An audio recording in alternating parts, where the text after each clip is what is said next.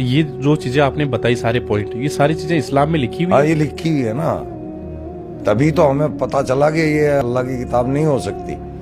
یہ کسی انسان کی سوچ ہو سکتی ہے۔ وہ انسان ہم نے ڈھونڈا تو وہ کریکٹر ہمیں محمد صاحب ملا۔ جیسا کہ آپ نے اس ویڈیو میں سنا کہ یہ کافر لوگ اللہ تعالیٰ کی اس مقدس کتاب قرآن پاک کے بارے میں شک کا اظہار کرتے ہیں، اور جو مسلمان ہیں ہم ان کو صحیح سے جواب ہی نہیں دے پاتے،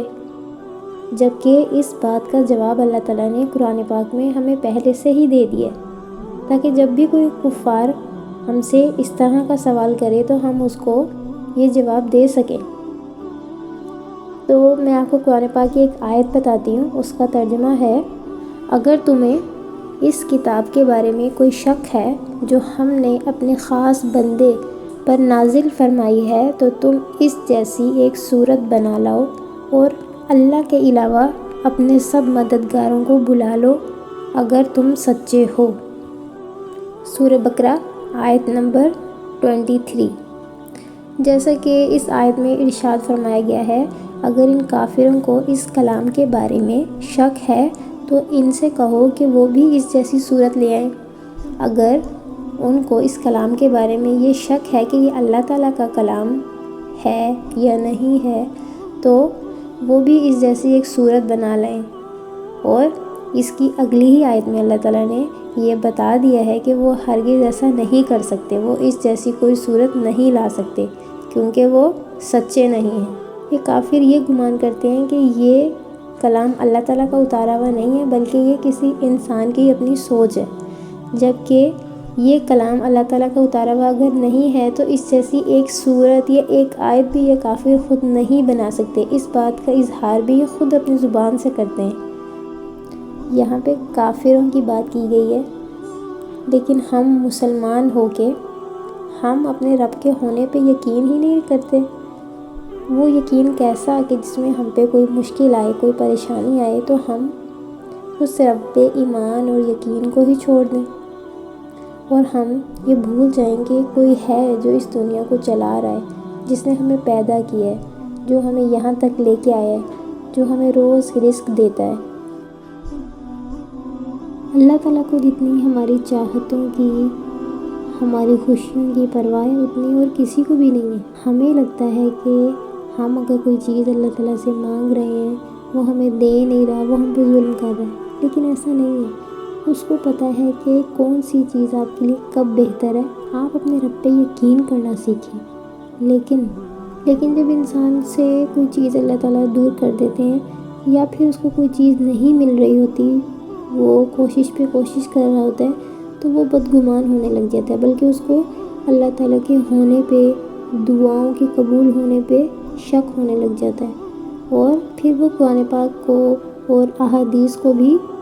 اپنے ذہن میں نہیں لاتا۔ ایسی بات نہیں ہے کہ وہ ایمان نہیں رکھتا، لیکن ایسے ایمان کا کیا فائدہ کہ جب آپ پہ مشکل آئے، اس طرح کے حالات آئیں تو آپ ان چیزوں پہ عمل ہی نہ کریں۔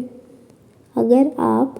اللہ تعالیٰ کے نبی حضرت محمد صلی اللہ علیہ وآلہ وسلم کے بتائے ہوئے طریقوں پہ عمل کریں گے،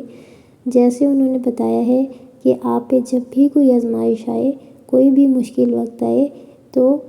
کس طرح سے آپ نے چلنا ہے اللہ تعالیٰ کے راستے پہ، آپ ان سب رستوں پہ چلیں گے۔ اگر آپ ان کے احکامات کی پیروی کریں گے تو آپ یقین مانیں ایک وقت ایسا ضرور آئے گا کہ جب آپ کی دعائیں قبول ہوں گی،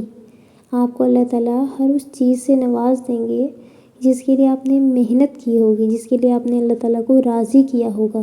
نہ کہ آپ دنیا کے پیچھے لگ کے مایوس ہو گئے ہوں گے۔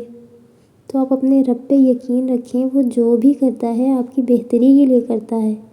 تو آپ کو نہ ہی دعاؤں سے مایوس ہونے کی ضرورت ہے، نہ ہی اللہ تعالیٰ کی رحمت سے، جبکہ اللہ تعالیٰ نے قرآن پاک میں فرمایا ہے کہ میری رحمت سے مایوس نہ ہونا۔ تو جب اللہ تعالیٰ قرآن پاک میں کوئی بات ارشاد فرماتے ہیں تو مومن کو چاہیے کہ وہ اس بات پہ دل و جان سے یقین رکھے اور اس پہ عمل کرے۔ تو جب مومن بندہ اس بات پہ عمل کرتا ہے تو وہ کامیابی پا لیتا ہے۔ وہ کامیابی کیا ہے؟ اللہ تعالیٰ کی خوشنودی کو پا لینا۔ جب اللہ تعالیٰ آپ سے راضی ہو جائے گا تو آپ کو دنیا کی کوئی بھی چیز جو ہے اس سے محرومی نہیں ہوگی، ہر چیز آپ کو مل جائے گی،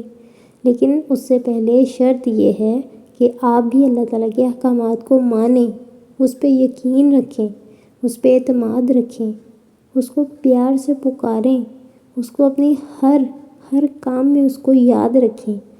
اس کو جس طرح آپ دنیا کی محبتوں کے پیچھے بھاگتے ہیں، لوگوں سے محبت کے دعوے کرتے ہیں، آپ اپنی محبت کا اظہار اس رب سے کریں، کیونکہ وہی محبت کے لائق ہے۔ دیکھیں، کمی انسان کے مانگنے میں ہوتی ہے، اس رب کے دینے میں نہیں ہوتی۔ جب آپ اپنی زندگی کا وہ سفر شروع کرتے ہیں کہ جس میں آپ اپنا ایک قدم اللہ تعالیٰ کی طرف بڑھاتے ہیں، تو وہ آپ کو اس ہدایت کے راستے پہ چلا دیتا ہے، اس راستے پہ کہ جس راستے پہ چلنے والوں سے وہ راضی ہوتا ہے۔ تو جب آپ اس راستے پہ چلتے ہیں تو وہ آہستہ آہستہ ہر چیز کی حقیقت آپ پہ کھولتا جاتا ہے۔ آپ کو ایک وقت آتا ہے کہ پتہ چل جاتا ہے کہ دعائیں قبول ضرور ہوتی ہیں، لیکن بہترین وقت پہ بہترین طریقے سے، اور وہ آپ کی چاہتوں سے انکار نہیں کرتا،